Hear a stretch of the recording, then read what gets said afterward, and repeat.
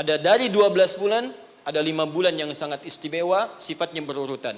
Sya'ban 8, 9 Ramadan, 10 Syawal, Dzulqa'dah yang ke-11, Dzulhijjah yang ke-12. Pembukanya, pintunya Rajab. Enggak mungkin bisa ke Sya'ban kecuali masuk Rajab dulu. Enggak mungkin dapat Ramadan kecuali Rajab dulu. Karena itulah Nabi bahkan pernah mengatakan dalam beberapa kesempatan, diteruskan sampai kepada kita, hati-hati, amalan-amalan ini. Bahkan ada ulama yang mengatakan, kalaupun kita nggak dapat Ramadan, minimal Rajabnya dapat. Karena itu pintunya. Maka apa yang kita lakukan di bulan Rajab ini seperti Nabi pernah contohkan kepada kita. Maka mulai dengan kalimat yang pertama, turun Quran surah 9 ayat ke-36.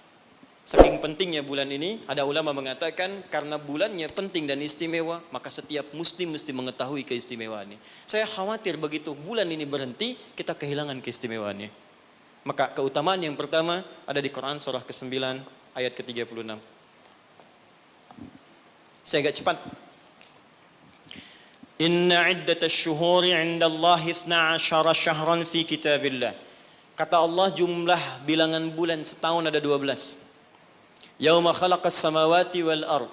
Sejak diciptakan langit dan bumi aku telah tetapkan setahun 12 bulan. Minha arba'atun hurum. Dari 12 itu ada 4 yang spesial. Disebut bulan hurum. Ada 4 bulan disebut bulan hurum.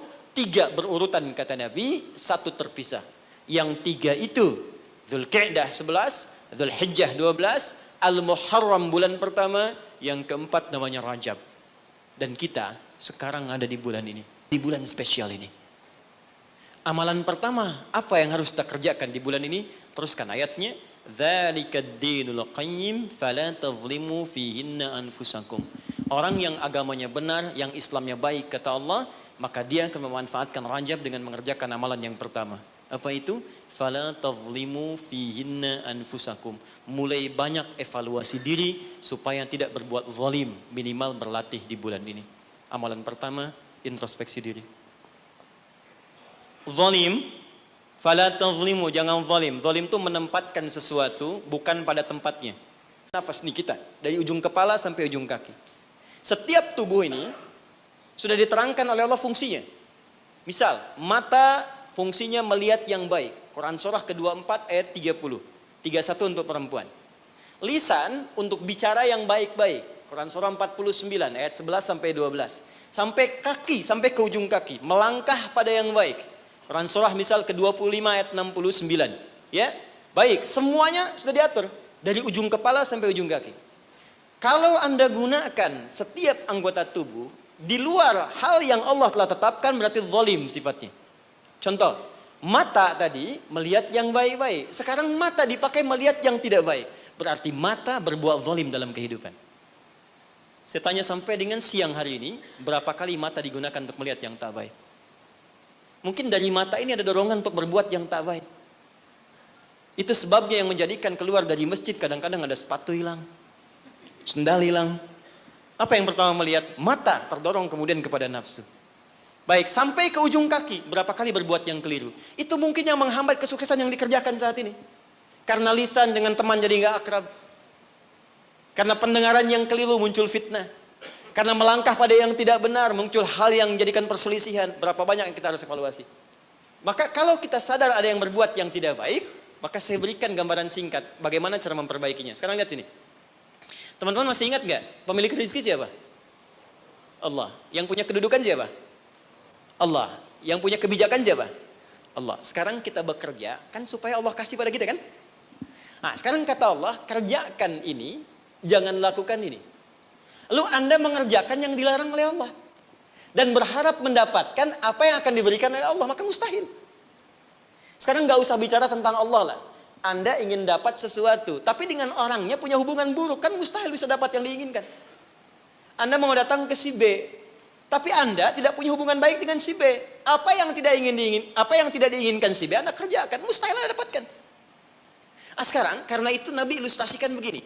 Kalau ada orang yang dalam hidupnya sering menyalahi perintah Allah dalam kehidupan, bukan hanya hablum minallah, tapi juga hablum minannas. Karena hukum kehidupan dunia nanti diikat oleh hukum dunia. Akhirat diikat dengan kaidah akhirat. Jadi kalau Anda ingin kaya, ya Allah, kaya itu dunia. Maka hukum dunia diturunkan. Kerja, itu hukum dunia. Jujur, hukum dunia. Maaf, punya attitude yang baik, hukum dunia. Membangun hubungan baik dengan sesama pun hukum dunia.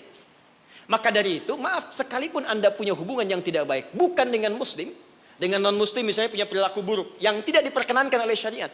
Anda bohong pada non-muslim, Anda misalnya zalim pada non-muslim, berlaku juga, jangan harap karir Anda sukses.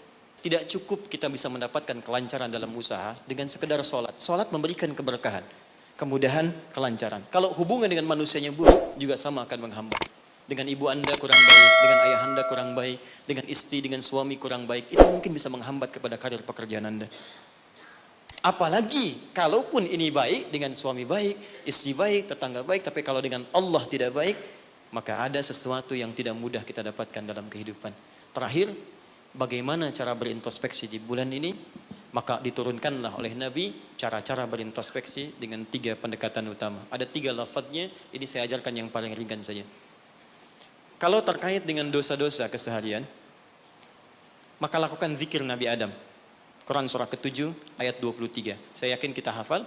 Rabbana zalamna anfusana wa illam taghfir lana wa tarhamna lanakunanna minal khasirin.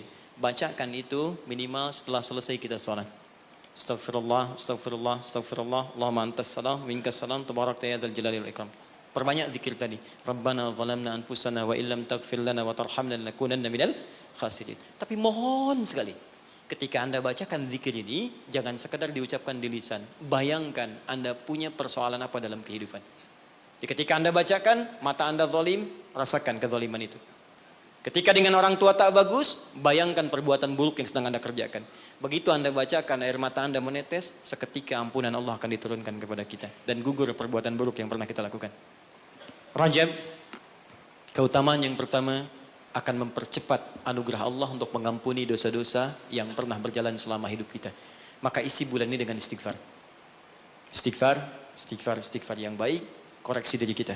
Sehingga saat masuk bulan Ramadan, kita sudah dalam keadaan yang optimal untuk bisa mendapatkan semua kenikmatannya.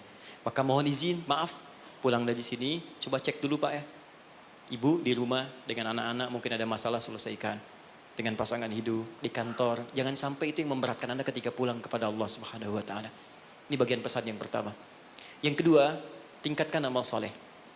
Ya, Ibnu Abbas mengatakan, orang yang sengaja maksiat di bulan Rajab, karena tadi ada ayatnya, maka dosanya 2 kali lipat di hari biasa. 2 kali lipat. Di orang yang bikin hoax sekarang ini, jadi buzzer, jadi macam-macam, itu 2 kali lipat dosa hari biasa. Bahkan zaman jahiliyah pun kalau muncul Rajab, itu puasa maksiat Pak. Bisa puasa maksiat. Di orang jahiliyah, Abu Jahal dan kawan-kawan, itu kalau dicela di bulan Rajab, balasnya bulan depan. Ya libur dulu gitu. Nah, sekarang orang jahiliyah aja takut bermaksiat di bulan Rajab. Maka bagaimana dengan kita yang masuk dalam nilai-nilai kebaikan? Ya, 2 itu. Sama persis dengan orang yang berbuat baik, pahalanya 2 kali lipat di hari biasa.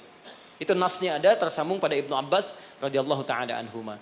Dari sini Nabi menganjurkan kita kemudian mengistimewakan bulan ini dengan meningkatkan amal soleh. Saya tutup, ada satu amalan yang kalau Anda kerjakan bisa menggabungkan keseluruhan yang tadi. Amal itu disebut dengan puasa namanya. Saya ulang, amal itu disebut dengan puasa. Sebab orang puasa akan otomatis meningkatkan amal soleh yang lain. Orang puasa, sholat sunnah dikejar. Jangankan yang fardu. Anda nggak puasa, belum tentu sholat sunnah.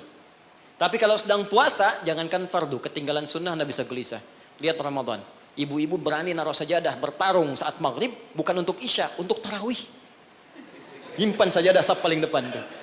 Ya, padahal tarawih hukumnya sunnah kan? Nah, jadi sunnah tuh dikejar, nggak ada yang minta dicari-cari. Anda Ramadan cari yatim, yatim fakir macam. Kenapa? Sedang puasa. Yang kedua, puasa bisa menghambat maksiat. Nggak ada orang demi Allah saya katakan, koruptor kalau puasa, nggak korupsi dulu. Ya, pencuri nggak nyuri dulu. Puasa, karena psikologi orang puasa nggak mau berbuat maksiat, takut batal puasanya. Orang pemarah pun semarah-marahnya sedang puasa bisa berhenti marah. Buka jam 6, 6 kurang 5 diprovokasi. Dia diam aja. Istrinya nanya, "Papa nggak marah?" Ntar habis buka. Dia tahan. Nah, jadi tolong hidupkan bulan ini. Yuk kita mulai. Jangan coba dulu pelan-pelan ya, jangan langsung tinggi-tinggi ya. Sehari dulu puasa. Sekarang Kamis tunggu Senin. Karena kalau orang banyak puasa, kita puasanya akan lebih ringan. Ya, nanti kalau sudah Senin istirahat dulu, Kamis puasa lagi. Ya, supaya terbiasa nanti saat Ramadan kita sudah lebih sempurna.